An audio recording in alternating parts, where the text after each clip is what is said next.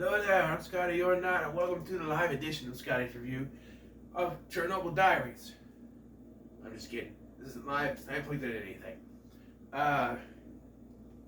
Excuse me. Chernobyl Diaries. Man, am I confused. More than one. More ways than one, okay?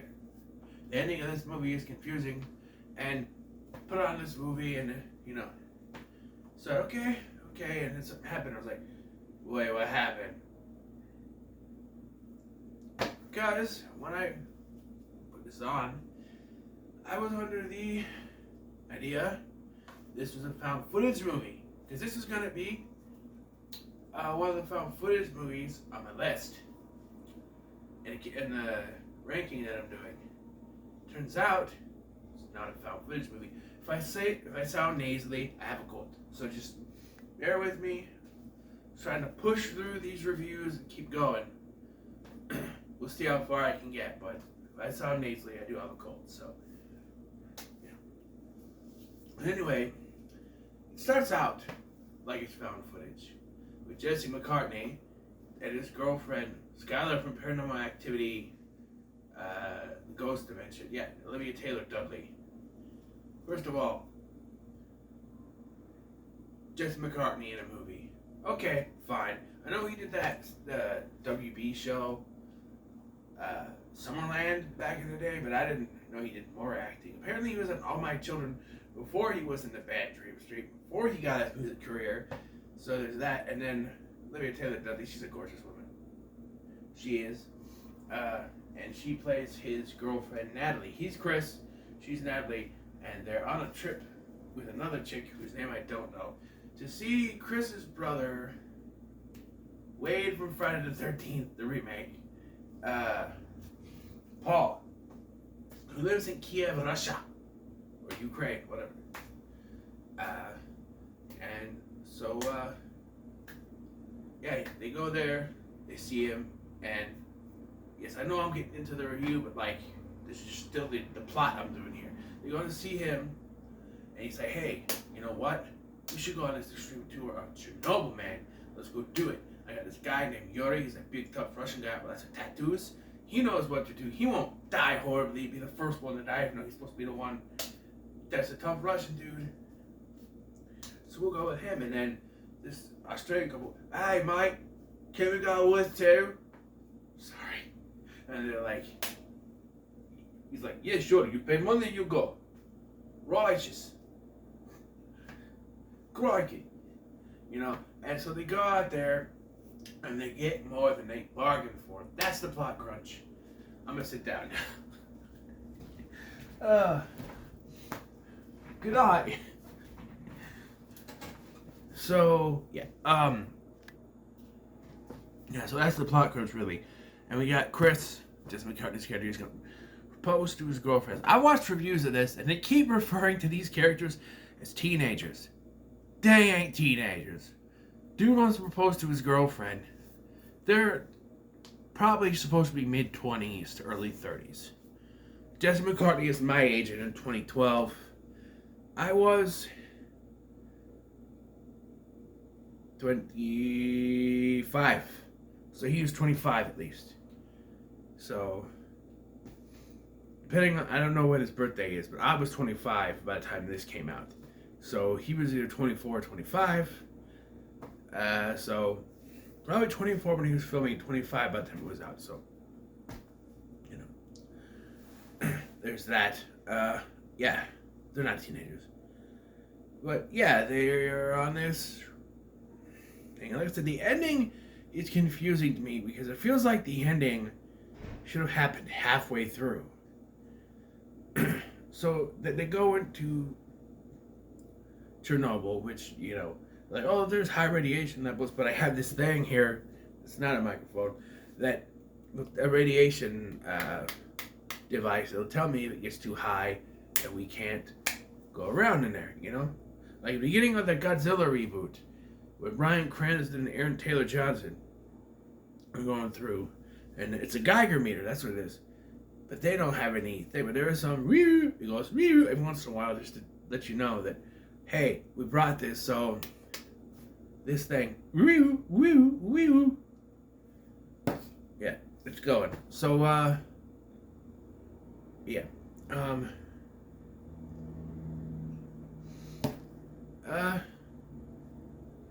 Sorry, lost my train of thought. Notification popped up. It does that to me. All right, notifications pop up. I get confused. So yeah, and so first night there, their van breaks down, and I think you're supposed to believe that Yuri is setting him up because like, oh, he's fine, there's nothing wrong here. He's like, look, ugly fish, and they go to, oh, scary ugly fish, and it's like, okay, it's a mutated fish because of the water. Sure. And it does come back later when the Australian guy and his girlfriend fall in the river. The Australian guy, he gets bit by one of them, which it doesn't do anything, but you know. Yeah, because when they get there, there's a roadblock saying, hey, you can't go in there. We're doing maintenance, so you can't go in there. That's the start to something that doesn't come all the way back around until the very end of the movie. And I thought it was going to come in sooner. It feels like, I don't know. It's just very weird. Like I said, it's not found footage, but the way it's shot, it feels like found footage because there's no shaky cam and everything. It's really weird.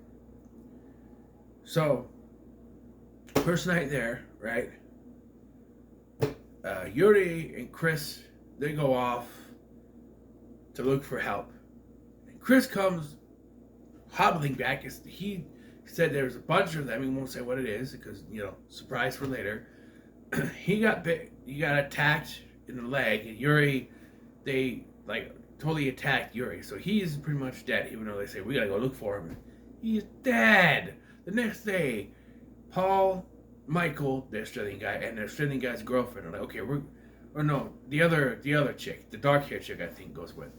Okay, we'll go, and we'll look for Yuri, and they're walking around. And it's basically just them walking around, jump scare here and there, until then they find these cars, and they find the wire that they need to fix theirs. So of course, when they come back, the whole thing is toppled.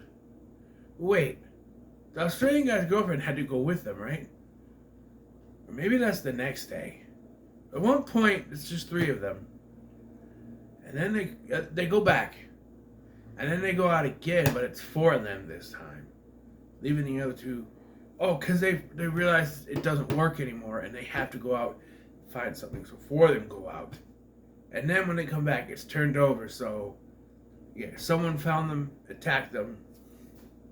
And eventually, they find this place where they hear noises. And they find the Olivia Taylor-Dudley's character. I forgot her name already. Melanie? No. Forgot what it was. They find her. Like, okay, we gotta get out of here. So they go through the plant now, basically. She gets taken, because they do this thing, you know it's not found footage. And it feels like found footage, but there are shots where it's quite obviously, it's like fake found footage. Where obviously there's no one there holding the camera. And while some found footage movies, I'm not doing it. No, she can. We'll do that. Which, by the way, this was produced by Oren Peli. Produced and written by Oren Peli, who gave us Paranormal Activity and Area 51, which, in my opinion, was a better Let's Break Into a Legendary Forbidden Place movie than this. And it was actually found footage, where this wasn't. Could have been, but I don't know. Maybe they wanted to do it found footage, but then decided it would work better as a regular film, but still shot it with the found footage cameras. But I don't know. So she gets taken because they do this thing where they're following them, and they show behind. Like there's this little girl, and Paul, who could speak Russian, just starts speaking Russian to her. She doesn't do anything, and then they cut back, and they show her standing there with someone standing behind her. They cut back to him, to Paul and the others talking to the woman, and the girl, excuse me, and then they hear a scream, and oh no, and she ran off. And at some point, the Australian guy and his girlfriend get bitten, and it's down to just Paul and dark-haired girl, whose name I don't remember. Eventually, they make it through by going through the reactor, so that they're fucked anyway. And they go out and they find all these army people, and they're like, "Hey, help us!" And the guy is speaking Russian to him, telling him to stop. He keeps going, "Hey, help us!" Guy's telling Russian, "Stop, please stop." And I'm like, dude, you already showed us he could speak Russian, so why doesn't he listen? Nope, he gets shot. So bye, Wade, Paul, whatever. And the dark-haired chick is the only one that's left. Now, in the original ending to this film, it's still not explained much. But in the original ending, she starts to convulse or whatever. She blacks out. She wakes up in the hospital bed where she turns into one of these creatures, because it turns out these are mutated creatures that have been attacking them. Mutated humans that are not mutated creatures. And supposedly, these lab has been doing experiments. Except you don't get that. You have to assume it. Because as soon as they bring her in, they're like, she's like, "Where am I?" "You want hospital." "We want a hospital." "We take you to the doctor. We get you help." And then they just throw her in a room with the mutants. And it's like, that's how the movie ends. It's like, in a found footage movie, it would have ended, they would have both been shot if it was found footage. And that way, I don't know. Like I said, this ending where they meet up with the Russian soldiers and get taken should have been halfway through the movie, and there should have been at least 3 of them before. Like, I think, like, Australian guy and his girlfriend and Chris, because Chris was the first one, the second one, excuse me, Yuri, that gets, they get killed. So Chris is taken out.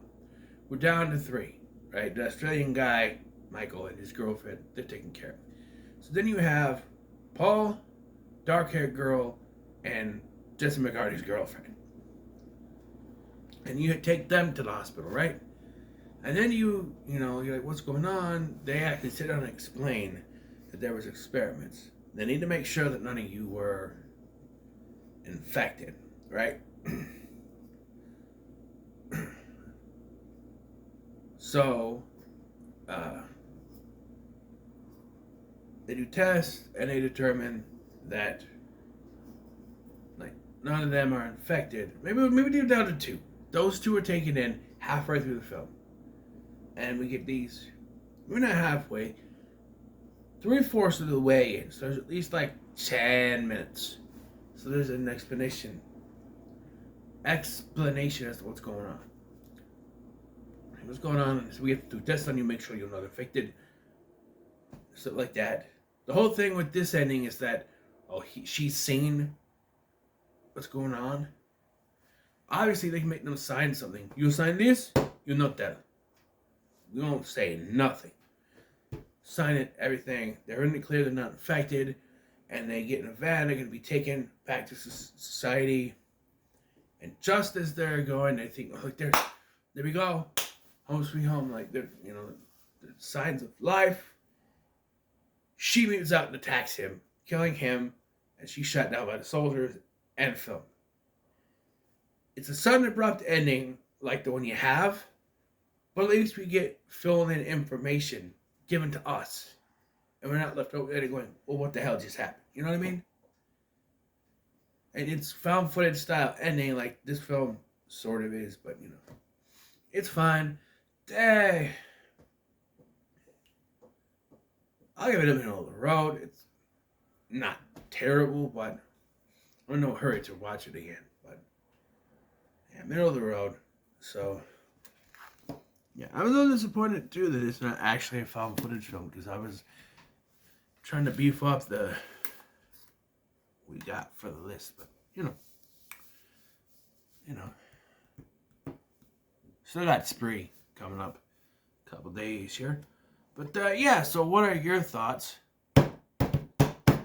on Chernobyl Diaries. And comment below. Make sure to like, share, and subscribe. Thanks for watching. I've been Scotty, and I'll see you in the next one.